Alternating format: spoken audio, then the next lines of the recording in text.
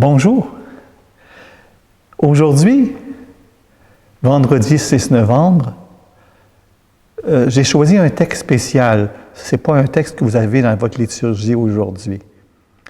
C'est un texte qui, pour moi, est très important. C'est un texte qui, pour moi, est une clé de lecture dans ma vie. Si important, prioritaire pour moi, et je pense qu'il peut peut-être vous rejoindre, que ce texte, je l'ai choisi en premier lieu pour mes funérailles au début de l'an 2000. Bien, c'est pas pour tout de suite les funérailles, j'espère.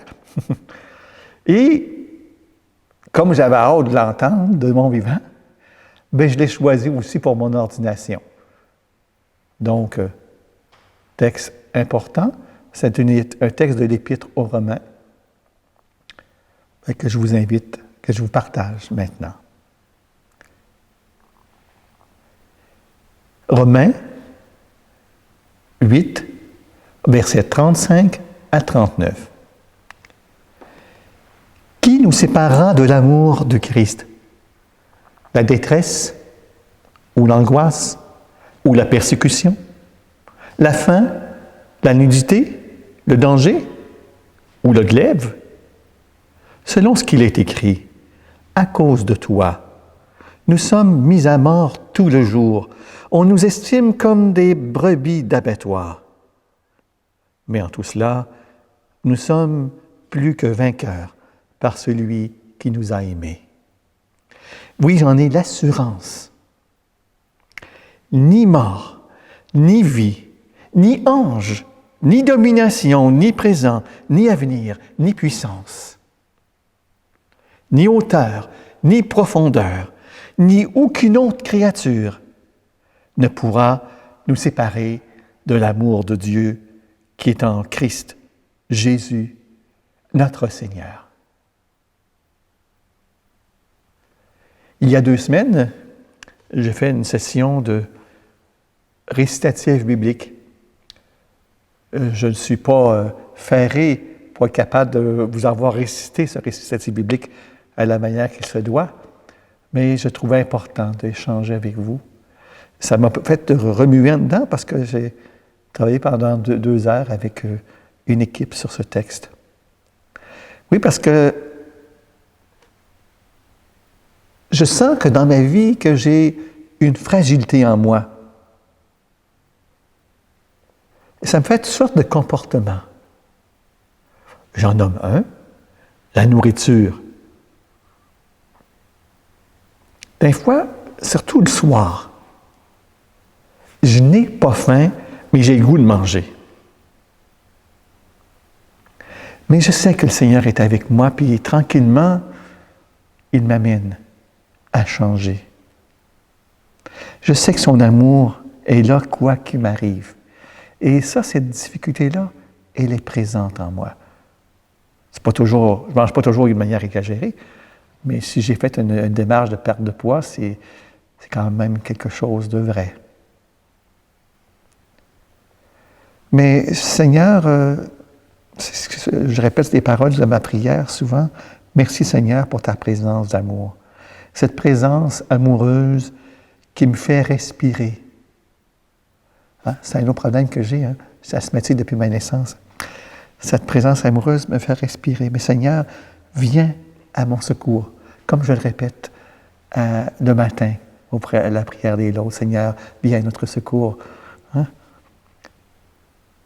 Oui, mon cœur se retrouve souvent en déroute.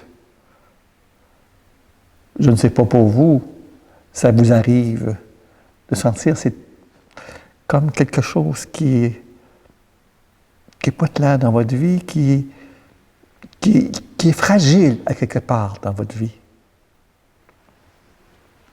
Comme un manque en dedans de nous.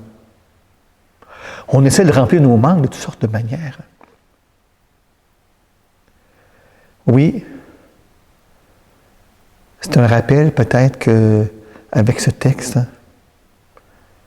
que rien ne pourra nous séparer de l'amour de Dieu, que malgré les manques qu'on ressent dans notre corps, dans notre âme, Le Seigneur est là. De ce temps-ci, là, avec la pandémie, on sent que le temps nourrit la peur. On vit des peurs.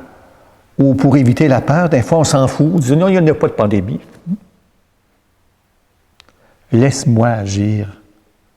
Laisse ma volonté agir en toi. C'est ce que tu me dis, Seigneur. C'est ce que tu nous dis. Oui, le temps peut guérir, mais à travers ce temps, c'est l'auteur du temps, Dieu, qui est là, au milieu. Ce texte-là me rappelle que je dois faire confiance. Oui, faire confiance. Et quand je prends un temps de prière personnelle, dans le silence, là, dans le silence, on entend des choses brasser en nous. Mais renouveler notre confiance au Seigneur. Et peut-être sentir le Seigneur me consoler. Peut-être une invitation intérieure à un pardon qui fait du bruit en moi. Un bruit que je ne suis pas capable de contrôler. Qui pourra nous séparer de l'amour de Christ? Dans notre vie, on a des besoins qui ne sont jamais remplis, qui ne sont jamais comblés. Mais l'amour du Seigneur peut venir cauteriser ces plaies, ces choses non guéries en nous. Demandons-lui. Si on ne lui demande pas, on ne l'aura pas. Des fois, le Seigneur vient au-devant de notre désir. Ça m'est arrivé à plusieurs fois dans ma vie. Mais Seigneur, tu as répondu à ma prière avant que je l'aie faite. Parce que je l'avais profondément dans le cœur, ce besoin, ce désir, et tu es venu me combler. À travers ce COVID-19, toutes sortes de défis sont posés en ce moment. Est-ce qu'on est assez 25 pour célébrer dans notre grande paroisse? Avec des places, il y a 15 personnes. La question ne se pose pas. Mais la plupart du temps, des grandes paroisses, 25, est-ce qu'on est assez pour célébrer? Est-ce qu'on peut célébrer ensemble? Ça amène toutes sortes de questions en nous. Est-ce que je suis capable de me laisser aimer, conduire par lui le Seigneur? Il arrive que je me demande qu'est-ce que je suis capable de faire à travers ce temps où on est comme limité. On n'a pas rien comme limité, on est limité. On sent la fragilité en nous et le Seigneur pourtant est là. Mais à travers ce beau texte, il y a une phrase qui m'a profondément interpellé en regardant cette phrase récemment. Là. Mais en tout cela, nous sommes plus que vainqueurs par celui qui nous a aimés. Dans ce texte-là, je n'avais pas remarqué cette phrase-là.